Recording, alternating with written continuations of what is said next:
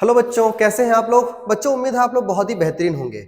बच्चों हम लोग पिछले क्लास में जर्मनी और इटली का एकीकरण को बहुत अच्छे से समझ लिया है और आज का जो क्लास है बच्चों इसमें हम लोग समझेंगे ब्रिटेन का एकीकरण किस तरह से होता है। बच्चों एकीकरण का मतलब आप समझ चुके हैं कि बहुत सारे छोटे छोटे राज्यों का मिला करके और एक पूरा एक बहुत ही बड़ा साम्राज्य बना देना एकीकरण कहलाता है। तो आज हम लोग समझेंगे कि यूके क्या है, ब्रिटेन क्या है और ये जो आपका इंग्लैंड है, ये सब क्या होते हैं, किस तरह से उसके नाम अलग अलग तरीके से पढ़ते हैं। ये ब्रिटेन के एकीकरण से आपको बहुत अच्छे से समझ में आ जाने वाला है। तो आइए स्टार्ट करते हैं। बच्चों सबसे पहले आपको ये ब्रिटेन का मैप दिखना चाहिए जिसमें आपको कई सारे इसके टुकड़े नजर आ रहे होंगे। जैसे कि इंग्लैंड एक पार्ट जो है इसका इंग्लैंड है और इंग्लैंड के साथ दूसरा स्कॉटलैंड है और इस तरफ जो है सो नॉर्दर्न आयरलैंड है। ये पूरा हिस्सा आयरलैंड का है, जबकि जो ऊपरी भाग है वो उत्तरी आयरलैंड कह सकते हैं और नीचे वेल्स है। तो इस तरीके से आप समझेंगे अभी कि ये जो इलाका है ये सिर्फ इंग्लैंड कहलाएगा।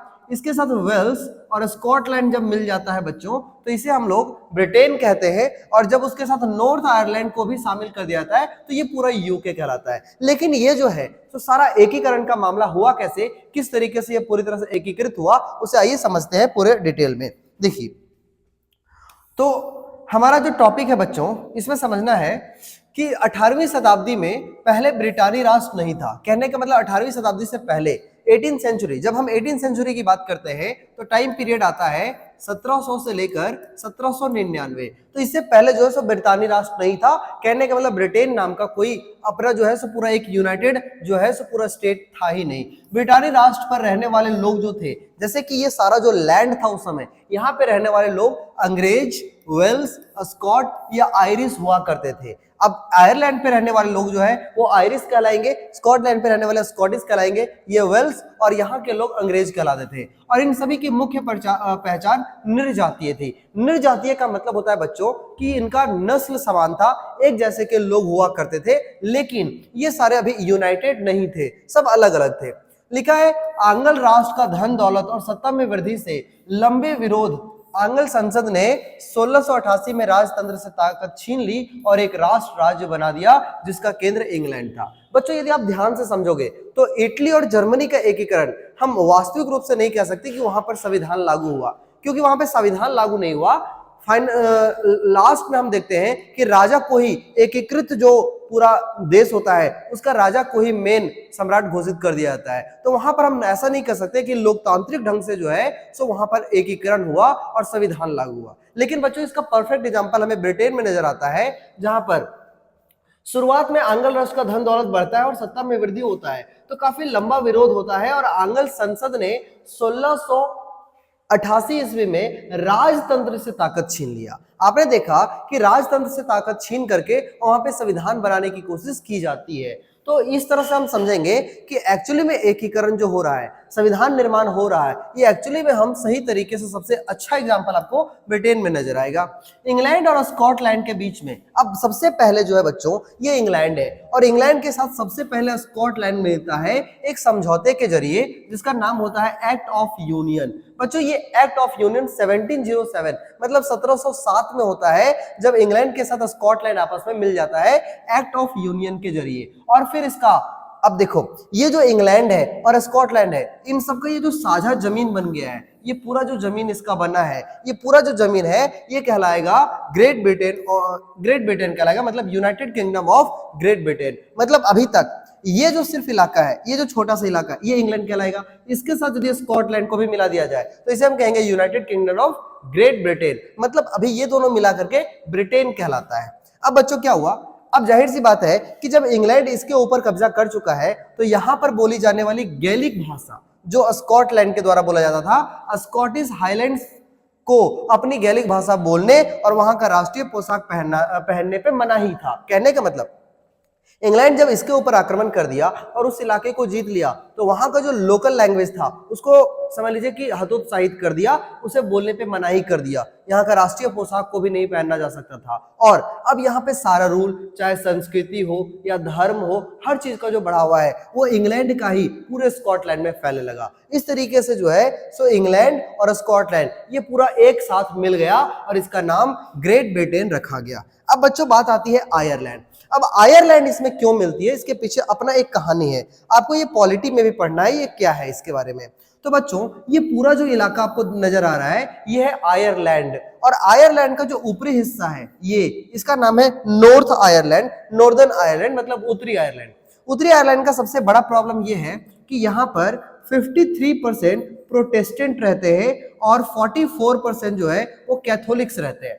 अब बच्चों ये प्रोटेस्टेंट और कैथोलिक क्या है, ईसाई धर्म जिस तरह से हिंदुओं में अलग अलग जाति बटी हुई है, उसी तरह से ईसाई धर्म में जो पुराने बाइबल को फॉलो करने वाले लोग हैं, जो रूढ़िवादी विचारधारा को फॉलो करने वाले लोग हैं, ये लोग कैथोलिक कहलाते हैं। जबकि जो बाइबल में सुधार करना चाहते हैं, अपने धर्म के अंदर जो भी बुराइयां हैं उसे खत्म करके नई विचारधारा के साथ निकला हुआ जो समाज है वो है प्रोटेस्टेंट। बच्चों प्रोटेस्टेंट का परसेंटेज ज्यादा है, तो ये प्रोटेस्टेंट चाहते हैं कि हम इंग्लैंड में मिल जाए, जबकि कैथोलिक्स जो होते हैं यहाँ के, ये चाहते हैं कि हम जो है सो ये आयरलैंड में ही रहें।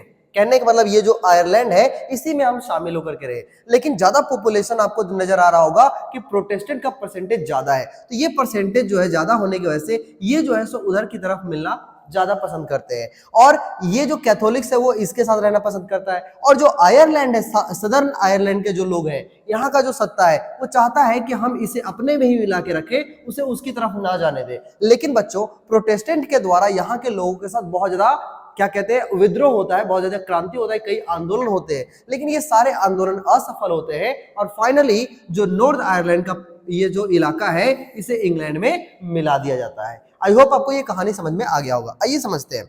आयरलैंड भी जो कैथोलिक और प्रोटेस्टेंट धर्म में बटे हुए थे, बहुसंख्यक प्रोटेस्टेंट, बहुसंख्यक का मतलब होता है जिसकी संख्या ज्यादा हो, तो बहुसंख्यक प्रोटेस्टेंट के साथ मिलकर अंग्रेज ने Wolfe Tone of United Irishmen 1798, ये एक आंदोलन का नाम है बच्चों, जो 1798 में स्टार्ट हुआ था। इनके बीच में आपसी बहुत ज्यादा क्लेश था, प्रोटेस्टेंट और कैथोलिक्स के बीच में।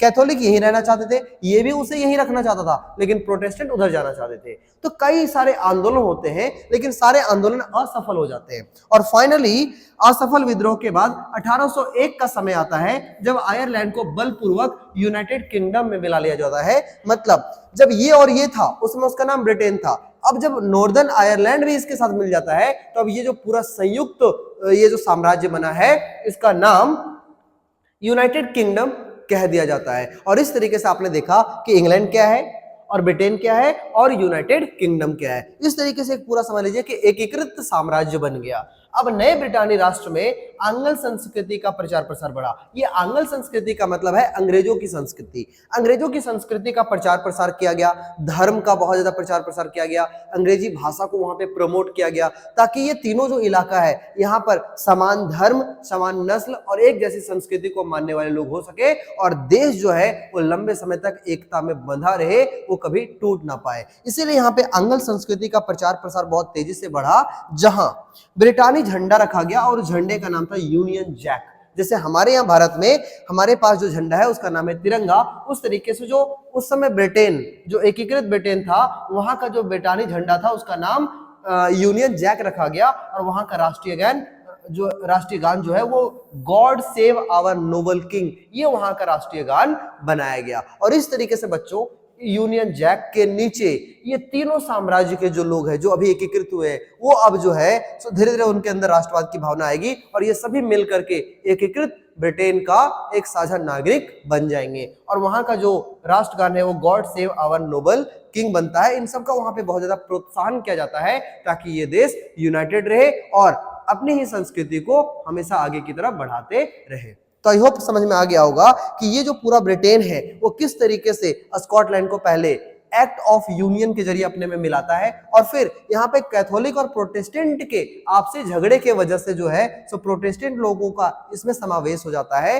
और नॉर्दर्न आयरलैंड जो है वो इंग्लैंड का हिस्सा बन जाता है और पूरा यूनाइटेड किंगडम बनता है। इस तरीके से ब्रिटेन जो है वो यूनाइटेड हो जाता है। आई होप आपको ये सारा जो है सो बहुत ही अच्छे से इसका एकीकरण समझ में आ गया होगा। अब बच्चों बढ़ते हैं कुछ जनरल इंफॉर्मेशन की तरफ जो इस चैप्टर के लिए बहुत ही ज्यादा इंपॉर्टेंट बनता है। तो सबसे पहले समझते हैं कि राष्ट्र की दृश्य कल्पना। बच्चों जैसे कि आज हम भारत में रहते हैं और भारत में अपने राष्ट्र को हम भारत माता कहते हैं, और आप कहीं ना कहीं भारत माता की एक तस्वीर देखे होंगे जिसमें एक देवी का रूप उसको दिया गया है। तो जिस तरीके से हमने अपने राष्ट्र का समझ लीजिए कि पर्सोनिफिकेशन कर दिए है, उसे मानव के रूप में बदल दिए हैं, एक चेहरा उसे दे दिए है, अपने राष्ट्र को भारत माता कहने लगे हैं। उसी तरीके से यूरोप में जो है सो 19वीं सदी के शुरुआत में जो कलाकार थे वहां के, जैसे कि फ्रांस सबसे पहले बनता है, फिर जर्मनी बनता है, फिर इटली बनता है, कई सारे यूरोपीय देश जो है वो अब धीरे धीरे आजाद हो रहे हैं, अपने आप को स्वतंत्र करने में लगे हुए हैं। तो 19वीं सदी के जो भी कलाकार थे वे राष्ट्र का मानवीकरण करने लगे। मानवीकरण का मतलब पर्सोनिफिकेशन, मतलब वो जो है सो अपने देश को जो है सो एक समझ लीजिए एक नारी का रूप दे दिया, एक नारी का रूप दे दिया, राष्ट्र को नारी का रूप देकर नारी की छवि को राष्ट्र का रूपक बनाया। कहने का मतलब उसे एक रूप दे दिया कि ये जैसे कि हम भारतवासी अपने भारत को भारत माता कहते हैं और उसका एक छवि हमारे मन में हमेशा रहता है। उसी तरीके से ये जर्मनी में जो जर्मनी राष्ट्र था, उस जर्मनी राष्ट्र का जो है सो समझ लीजिए उसको एक नारी का रूप देकर के और उसे उस देश को, वहां के जो समझ लीजिए जर्मनी को, उसको अपना एक रूपक बनाया, उसे एक चेहरा दे करके। तो बच्चों फ्रांस में जो है ये जैसे आप देख सकते हैं, तो फ्रांस में जो है फ्रांस राष्ट्र जो था वहां पर जो फ्रांस का मानवीकरण किया गया, वहां के राष्ट्र को उसका नाम रखा गया मारियाना। आप देख सकते हैं ये मारियाना है। और जर्मनी में जो है सो बलूत पौधा, आप देख सकते हैं बलूत वृक्ष के पत्तों के मुकुट के साथ उसका नाम जर्मेनिया रखा गया। तो बच्चों ये जो है सो जर्मनी के लोगों ने अपने राष्ट्र का एक रूपक बनाया, एक मानवीकरण किया और उसे जर्मेनिया कहा, और फ्रांस के जो लोग थे उन्होंने उसे मारियान कहा। तो आई होप समझ में आ गया होगा मारियाना। कहने का मतलब मारियाना और जर्मेनिया क्या है, ये क्वेश्चन कई बार आता है। तो आप सब कहेंगे कि 18वीं शताब्दी के शुरुआत में कलाकारों ने बहुत सारे राष्ट्रों का जो है, बहुत सारे नहीं, अपने अपने राष्ट्रों का जो है वो अपने अपने राष्ट्रों का मानवीकरण करके और उसको एक रूप दे दिया, उसे एक चेहरा दे दिया। और इन्हीं चेहरा में जो ईसाई नाम दिया गया फ्रांस को, और उसका नाम है मारियाना, और जर्मनी में जो उसका रूप दिया गया उसका नाम जर्मेनिया रखा गया। आई होप यहां तक आपको क्लियर हो गया होगा। बढ़ते हैं नेक्स्ट। बच्चों अब यहाँ पर कुछ प्रतीक आपको याद रखना चाहिए, कुछ सिंबल याद रखना चाहिए, जिससे आपके एग्जाम में ये सारे क्वेश्चंस बन जाते हैं एमसीक्यू टाइप में। जैसे कि लाल टोपी हो या टूटी हुई जंजीर हो। टूटी हुई जंजीर जो है ये स्वतंत्रता का प्रतीक माना जाता था। जंजीर यदि टूट गया मतलब हम स्वतंत्र हो गए। तराजू लिए हुए आंखों पे पट्टी के साथ जो महिला है ये इंसाफ या न्याय की देवी। आज भी बच्चों इंडिया के भी बहुत सारे आप कोर्ट्स में देखते होंगे कि एक जो है सो न्याय मूर्ति खड़ी होती है अपने हाथ में तराजू लिए और आंखों पे एक काली पट्टी बांधे हुए। ये आंखों के पर बांधी हुई ये काली पट्टी इस बात को दर्शाता है कि हम किसी को भी ऊंचा या नीचा नजर से नहीं देख रहे। अमीर गरीब हर क्षेत्र भाषा लिंग हर क्षेत्र से आए हुए लोग हमारे लिए समान है। और ये तराजू बता रहा है कि हम किसी के साथ पक्षपाती नहीं कर रहे, किसी तरफ ज्यादा झुकाव या किसी की तरफ कम झुकाव की तरफ इशारा नहीं कर रहे। तो बच्चों तराजू लिए हुए और आंखों पे पट्टी के साथ जो बंधी हुई महिला होती है ये इंसाफ की देवी या न्याय की देवी कहलाती है। बाज छाप कवच, आपके बुक में इसका फिगर भी होगा, आप देख सकते हैं। बाज छाप जो कवच है इसे कहा गया शक्ति का प्रतीक माना गया। बलूत पत्ती का जो मुकुट था ये बहादुरी का प्रतीक माना जाता है। आगे है तलवार। तलवार जो है ये मुकाबले की तैयारी का प्रतीक था, लेकिन यदि तलवार पर लिपटी हुई जैतून की डाली हो जाए, जैतून भी एक पौधा होता है, उसकी डाली यदि उसके ऊपर लिपटा हुआ है तो शांति की चाह रखने वाले की बात होती है। यदि आप तलवार दिखा रहे हैं मतलब मुकाबले की तैयारी की बात कर रहे हैं। यदि उसके ऊपर जैतून के पौधे का लपेटा हुआ है मतलब हम शांति चाह रहे हैं। काला लाल या सुनहरा तिरंगा यदि आपको दिखे तो 1848 में जो उदारवादी समाज निकला था पूरे यूरोप में, तो उदारवादी राष्ट्रवादियों का झंडा हुआ करता था काला लाल और सुनहरा झंडा। उगते हुए सूर्य की किरणें ये जो है सो एक नया युग की शुरुआत की तरफ इशारा करता है कि अब एक नया युग बन रहा है जब समाज में इतने सारे बदलाव आ रहे हैं। चलिए आई होप समझ में आ गया होगा। Next topic. अब बच्चों यहां समझते हैं क्या है। पूरा यूरोप में आपने देखा कि किस तरीके से बहुत सारे साम्राज्य जो है वो आपस में एक साथ इकट्ठा होकर के और अपने अपने देश का एकीकरण कर रहे हैं। लेकिन यहां पर आप देखेंगे कि किस तरीके से साम्राज्यवाद को लेकर के और राष्ट्रवाद की भावना को लेकर के सभी अपने आप को जो है सो स्ट्रॉन्ग बनाने की कोशिश करेंगे। सब चाहेंगे कि हमारा साम्राज्य अधिक से अधिक पावरफुल बने और इस वजह से साम्राज्यवादी की विचारधारा बहुत ज्यादा तेजी से फैल जाती है। लिखा है 1871 के बाद। 1871 आई होप आपको याद होगा कि किस तरह से जर्मनी का एकीकरण 1871 में होता है। तो 1871 के बाद बाल्कन क्षेत्र, अब ये बाल्कन क्षेत्र किसे कहते हैं, तो वर्तमान में आधुनिक रोमानिया, बुल्गारिया, अल्बेनिक, यूनान, Macedonia, Croatia, Bosnia, Herzegovina, Slovenia, Serbia और मॉन्टेनिग्रो, ये सारे देश जो आज जिस इलाके में हैं, ये पूरा उस समय में कंबाइंड रूप से बाल्कन क्षेत्र कहलाते थे। और ये जो बाल्कन क्षेत्र में, वहां पे गंभीर राष्ट्रवादी तनाव था, मतलब लोगों के अंदर राष्ट्रवादी विचारधारा अभी भी पनप रही थी और वहां के निवासी को स्लाव कहा जाता था। जितने भी लोग बाल्कन क्षेत्र के रहने वाले हैं उन्हें स्लाव कहलाते थे, तथा वह ऑटोमन साम्राज्य के नियंत्रण में था, जहां रूमानी राष्ट्रवाद के विचारधारा फैलने लगे थे। बच्चों आपको याद होगा रूमानी कल्पना, मतलब राष्ट्रवाद की विचारधारा के साथ साथ संस्कृति को, परंपरा को न भुलाना, ये रूमानी कल्पना था। वे पुरानी परंपरा को साथ में लेना चाहते थे, अपने आप को बहुत जल्दी से अपडेट नहीं करना चाहते थे, पुरानी परंपरा को साथ में लेकर चलना चाहते थे। तो ये जो विचारधारा है वो इन सभी क्षेत्रों में बहुत तेजी से बढ़ता है। बाल्कन राज्य एक दूसरे से भारी ईर्ष्या करते थे और ज्यादा से ज्यादा क्षेत्र को हथियाना चाहते थे। क्योंकि साम्राज्यवाद का जो है सो यहाँ पर अभी प्रचलन बहुत ज्यादा बढ़ा हुआ है, साम्राज्यवाद बहुत तेजी से फैल रहा है और यही वजह है कि बाल्कन क्षेत्र में जितने भी देश हैं वो सब एक दूसरे से बहुत जलन फील करते थे, ताकि हम उसका क्षेत्र को अपने में मिला करके और अपने आप को एक पावरफुल राज्य बना सके। रूस, जर्मनी, इंग्लैंड और ऑस्ट्रो हंगेरियन प्रत्येक बाल्कन पर अपनी शक्ति को कमजोर कर अपना प्रभाव को बढ़ाना चाहते थे। ये सभी देश चाहते थे कि हम पावरफुल बने और दूसरे का जो प्रभाव है उसे खत्म करके अपने आप को स्ट्रांग बनाना चाहते थे। और परिणामतः इस इलाके से कई युद्ध हुए और प्रथम विश्व युद्ध का जो है वो ये रूप ले लेगा बच्चों। तो आई होप आपको समझ में आ रहा होगा कि बाल्कन क्षेत्र पे जो स्लाव लोग रहते थे वहां पर सभी अपने आप को स्ट्रांग बनाने के लिए एक दूसरे को मार रहे हैं, अपना साम्राज्य में उसको मिला रहे हैं और वो चाह रहे हैं कि मेरा इलाका ज्यादा पावरफुल बने, मेरा इलाका ज्यादा प्रभावशाली बने। और यही जो है, यही जो वजह है वो धीरे धीरे प्रथम विश्व युद्ध का रूप ले लेता है। अब बच्चों यहां तक आपको समझ में आ गया कि प्रथम विश्व युद्ध स्टार्ट कैसे हुआ और प्रथम विश्व युद्ध स्टार्ट होने से पहले का पूरा बैकग्राउंड कैसे था, यूरोप में किस प्रकार राष्ट्रवाद फैला, उसके वजह से प्रथम विश्व युद्ध का भी समझ लीजिए कि एक तरह से रूपरेखा तैयार हो जाता है साम्राज्यवाद की विचारधारा को लेकर। तो बच्चों यहां आपका ये जो चैप्टर है यूरोप में राष्ट्रवाद वो पूरी तरह से समाप्त होता है। आई होप कई लेक्चर्स के माध्यम से आपको ये सारा समझ में आ गया होगा। अब जल्दी हम लोग एमसीक्यू के साथ मिलेंगे और आई होप आप क्वेश्चन आंसर बहुत अच्छे से बना पाएंगे और बोर्ड्स में अच्छे रिजल्ट ला पाएंगे। तो धन्यवाद बच्चों, पढ़ते रहिए और सीखते रहिए। Thank you very much.